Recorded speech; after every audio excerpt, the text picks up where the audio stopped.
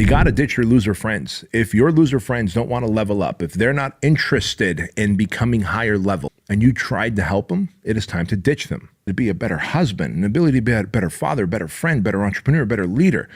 Enough with setting low standards and hitting those standards and being proud of yourself. You will have periods of defeat, but that defeat will be temporary and not permanent. Get back up and try again. Stop making excuses in order to achieve the higher level of life. Enough with setting low standards and hitting those standards and being proud of yourself. Let's get to it.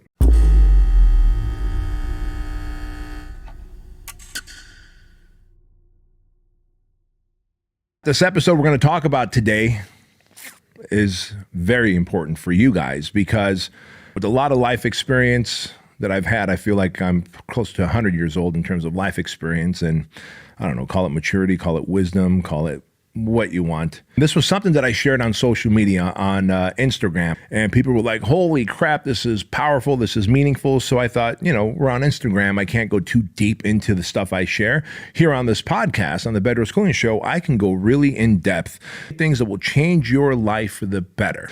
Thing number one, ditch your loser friends.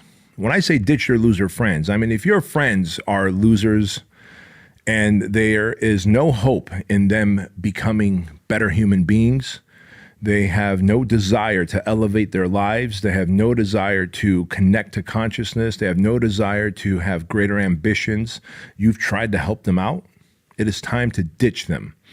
And I'll give you an example of this. And so a friend of mine, he was a pararescue jumper, right?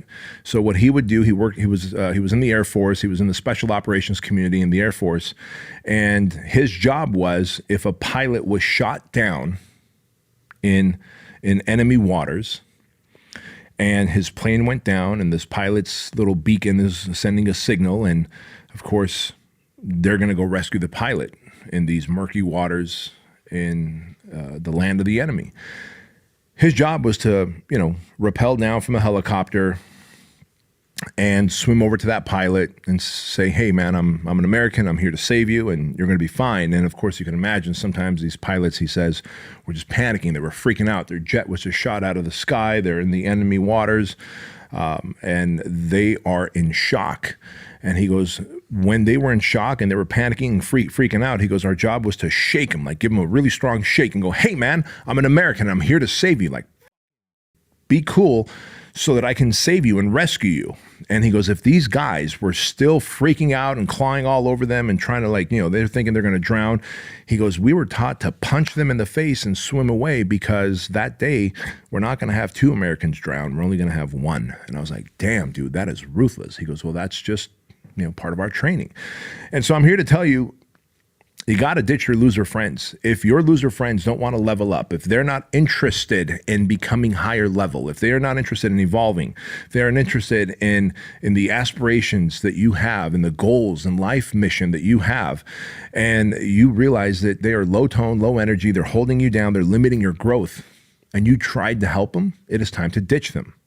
Simple as that. Thing number 2, raise your standards. One of the most damaging things that any human can do is set low standards and then achieve those standards, right? You can't set average or mediocre as a standard because everyone else around you is blue collar and therefore you're going to be blue collar and then go, yay, I became blue collar. Like if you have ambitions of being white collar or you have ambitions of being a baller, you have ambitions of being whatever the fuck you want to be, go for that and surround yourself with people who are that and raise your standards to really high standards. I would rather you set your sights not on the moon, but on the stars, because in the process of shooting for the stars, you will hit the moon, guaranteed. But in the process of shooting for the moon, you might completely miss it and hit nothing. Right? So the most damaging thing you can do in life is to set low standards and then to achieve those low standards. Set yourself some high standards, like raise your expectations. Don't just go, I'm going to make enough money where I'm set.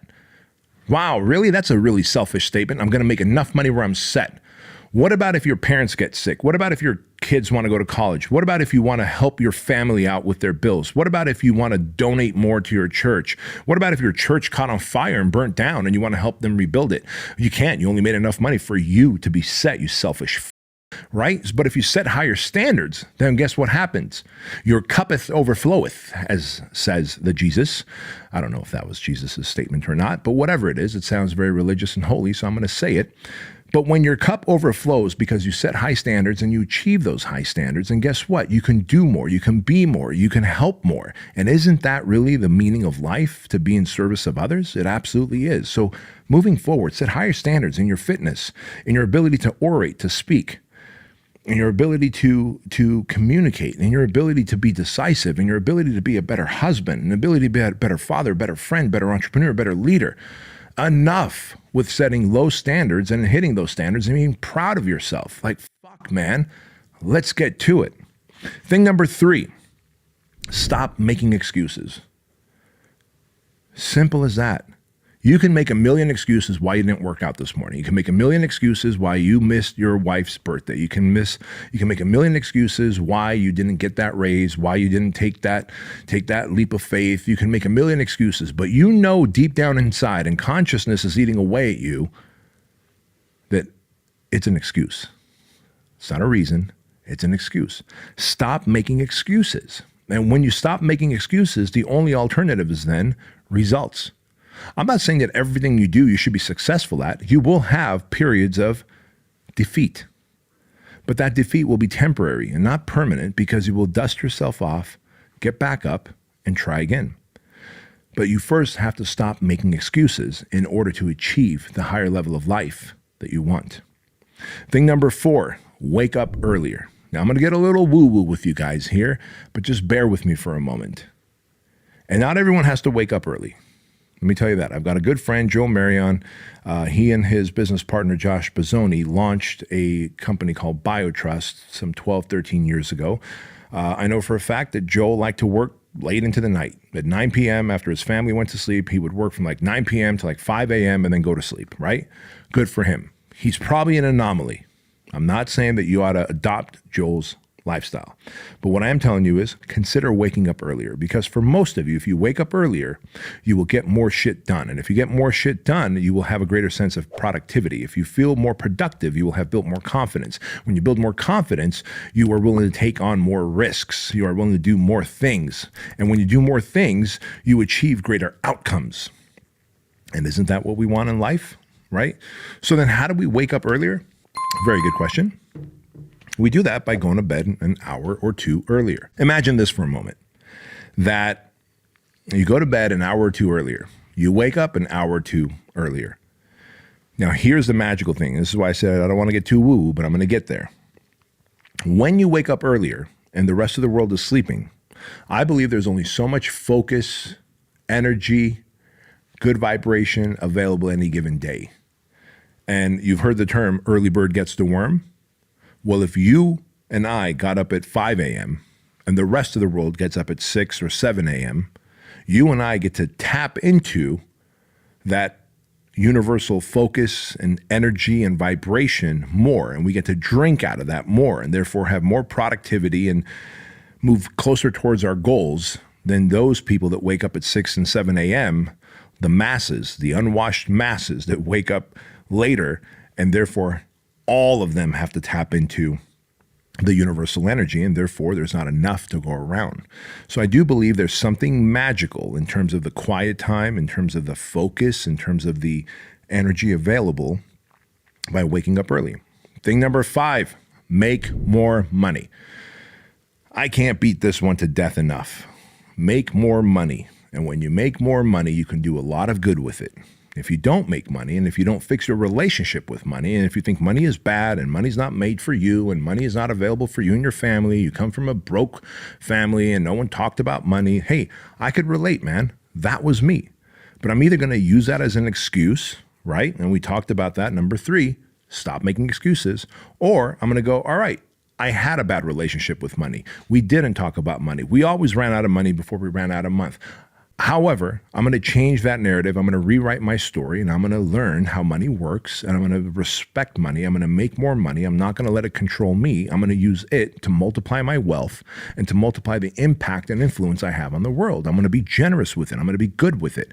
And I'm going to teach my kids how to steward money. I'm going to teach my kids how to grow wealth, have generational wealth, so that I can finally break this curse of not understanding money. Like, someone has to be the one to break the cycle in your family. Why not you? Break the financial struggle cycle. And why not you be the example and the role model to everyone else in your family and your extended family as, hey, we can create wealth. We don't just have to be working for $50,000, $60,000, $70,000 a year. You can do more, right? But that said, man, be kind. Crack a joke. Shake hands. Say what's up. For all you know, that person's about to get in their car and go to a place where they may make a bad decision about their next few moments. And you might be the person, by saying hello, being kind, shaking a hand, complimenting them on their shoes or their clothes, you might be the person that just saved their life. I hope this all helped you out. If it did, leave comments, share this. And guys, you guys are so good to me on YouTube, and I appreciate you guys. Even you whack jobs that like talk shit about my tattoos or whatever. Good for you, man. Go ahead and talk shit about my tattoos. I love free speech, and let's never kill free speech. I am taken aback. I appreciate you. I love you guys. Even the ones who don't agree with me, because I'm not here to like preach to you. I'm just here to tell you like, hey man, as a 48-year-old walking this planet as an immigrant who's really seen all different shades of life, here's what I figured out. But that might only be applicable to me and people like me. And so if you're like, no, that's wrong. Cool, man. Leave a comment. But also, go to iTunes. Give me a 1-star review. I don't give a f***. Just give me a review. I'd appreciate it. Thank you guys. Appreciate y'all spending time with me here. Peace out. Bedros emphasizes the importance of letting go of friends who are not aligned with personal growth and higher aspirations. Drawing on an example of a para-rescue jumper, he suggests that just as in intense situations, where one might need to let go of a drowning person to save oneself, it is crucial to distance oneself from friends who hinder personal progress. The message is clear: if friends are not willing to evolve, have low energy, and limit personal growth despite efforts to help them, it is time to ditch them for one's own well-being and advancement. Bedros advocates for raising personal standards to achieve greater success and fulfillment in life. They stress the importance of avoiding low standards and mediocrity, encouraging individuals to set ambitious goals and surround themselves with like-minded, high-achieving people. He highlights the negative impact of making excuses and emphasizes the need to take responsibility for one's actions, as it leads to tangible results and a higher quality of life. The message is clear: set high standards, stop making excuses, and strive for excellence in all aspects of life. Bedros encourages the audience to consider waking up earlier, emphasizing the potential benefits in terms of increased productivity and confidence. Drawing on the idea that waking up earlier allows individuals to tap into a unique and focused energy when the world is still asleep, he suggests that this early morning time can contribute to achieving greater outcomes. They recommend going to bed an hour or two earlier as a practical strategy to make waking up earlier more feasible. The underlying message is to leverage the quiet and focused early morning hours to enhance productivity and move closer to personal goals. Bedros emphasizes the importance of making more money and challenging negative beliefs about wealth. He shared personal experiences of overcoming a poor financial background and encouraged listeners to rewrite their money narratives. The message is to break the cycle of financial struggle within families by learning how money works, respecting it, and using it to multiply wealth and impact.